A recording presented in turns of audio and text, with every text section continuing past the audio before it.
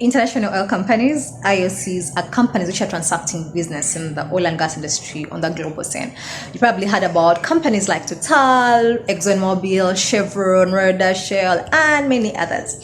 Now, national oil companies, NOCs, are companies which are transacting business in the oil and gas industry on the national scene. In Uganda, we have the Uganda National Oil Company. You probably heard about ADNOC, Abu Dhabi National Oil Company. You probably heard about Saudi Aramco, and many others. Now, the thing is, it's actually possible for a national oil company to scale up and become an international oil company. I mean, Uganda, we have CNOOC, China National Offshore Oil Company, which is actually helping us recover oil in the Kingfisher project in Lake Albert. And as a matter of fact, most of the international oil companies we have in the world, they started out as national oil companies.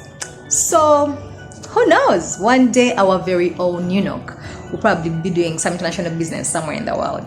I'm very optimistic. So what's the reason for this video? The reason for this video is to answer a given concern I've actually heard from so many people. Most people actually are usually complaining about why we have the Bazungu being the ones to helping us recover the oil. Some people think that the governments are probably doing some fishy business, or there is some inferiority complex that is driving us to invite whites to be the ones to recover oil.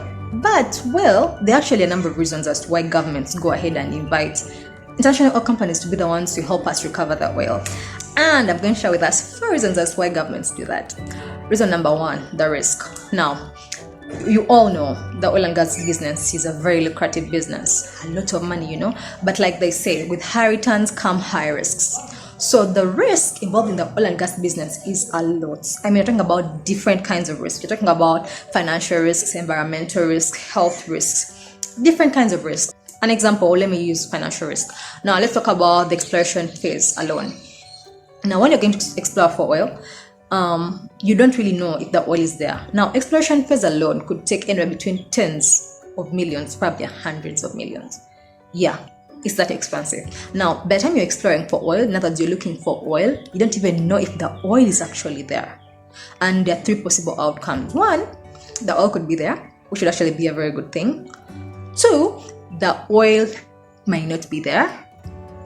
3, the oil could be there, but it's actually not commercially viable. Now, the last 2 options are very negative options, like they're negative outcomes. Now, if let's say it's a country which is incurring this risk, you've invested your tens of millions of dollars, and it comes out that there is no oil, or okay, let me just say, and it's a negative response. What will the country do? We're talking about probably economies crumbling. This is like really bad. Now, in case you had actually considered an IOC, what happens in case it's a negative response? These guys will just literally lower their heads and get their heads out of the country. Like, the risk is on them, it's their loss.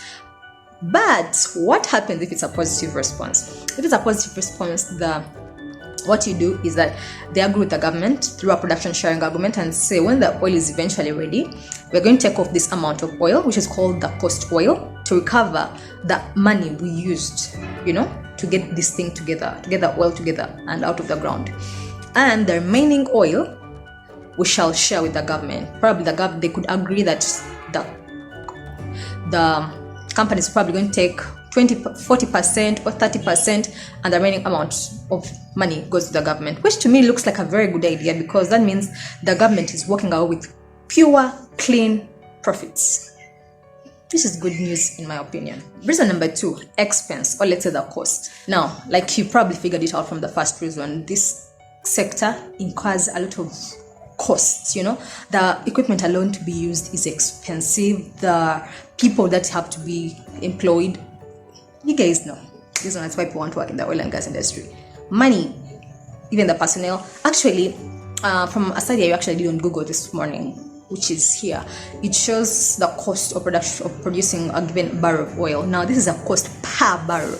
Now, let's bear in mind that most countries which have oil produce, they have altogether billions of barrels. So, if you multiply each of those prices with the probably 1 billion barrels at the least, I mean, most countries have 5-6 billion barrels of oil. We're talking about, I don't know how much cost we're talking about. per barrel of oil. Now, like you can see, the cost of production of a barrel differs from place to place. Reasons because the oil they have in Saudi Arabia is conventional, very easy to work with, as opposed to the oil we have, for example, in Canada, which is very sticky and bituminous, like, harder to work with. So the cost differs from place to place. So many countries either don't have the money or they're not willing to invest this money in the sector. So what do they do? So still, the IOCs have the same transaction. They are willing to come in, invest in the infrastructure. I mean, Uganda, we're going to even get a new airport. They do all these things, and they just want a portion of the oil to be their cost of oil to recover their money back, which to me again sounds really, really logical. I mean, these people are going to come with all their money. As an economy, we can continue to invest most of our money in, different avenues. I mean, it doesn't mean you don't totally invest anything, but the investment becomes less because these guys are willing to do most of the work, most of the investment. Reason number 3, expertise. Now, the oil and gas sector is an extremely expert-intensive sector. I don't know if that even makes sense. But in other words, there is no room for any mistake. There's so much detail required, precision required, accuracy required. I mean, any single mistake, we're talking about loss of billions of dollars. So what does that mean? You need people who actually understand what they're doing.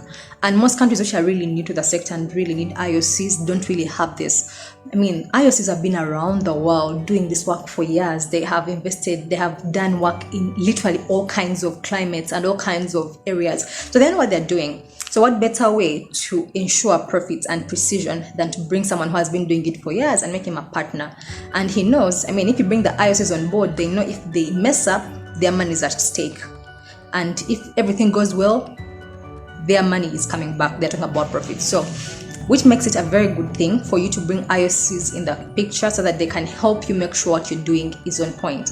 Now, you don't have to worry about them taking the jobs of the nationals, because usually, now, for example, in Uganda, there's the national content percentage, let me say, which ensures that the nationals are actually being prioritized. Now, this article which is showing is what the Uganda national content looks like for employment. So nationals have the biggest percentage for Uganda's case, and this actually increases with time. They could actually agree that after 5 years it's going to increase probably 80 or 95, like that, eventually, until the nationals are the ones who are actually running the sector. But actually, as you take that time, the nationals also being equipped on how to better manage the sector, which also seems like good news to me. Reason number 4 is the technology. Now, like I once hinted in some video before, the technology that is required to run the oil and gas sector is very sophisticated, and I actually believe the oil and gas industry is one of those industries which use the highest levels of technology in the world. I mean, as I said, oil is becoming scarcer and scarcer by the day. The cost of production is becoming higher and higher by the day. So it calls for sophisticated levels of technology to be able to optimize recovery and be able to offset costs and increase profit. So most countries which are new to the sector don't really have these levels of technology, and you don't even have to be new. The levels of technology that are required are expensive, they take time to build, and these countries it would probably take forever for these countries to be able to catch up. So it makes sense to invite an IOC into the picture. They come with the technology probably that they've employed in the North Sea somewhere, which could actually work in, for example, Uganda, and they take off and they run off. It saves everyone time, it saves everyone money, and it's a win-win for everyone. So these are some of the reasons as to why IOCs are brought into the picture. So I actually hope next time you're seeing people from the IOCs, you don't just shrug at them with bad eyes, but I hope next time you can probably smile at them and thank them for the good work they're doing. Because in my opinion, these are good people, good sense. So tell me what you think about this video. There's so much content that I'm cooking for you people. Please like, share, subscribe, comment, all that stuff. And see you in my next video. Love you. Bye.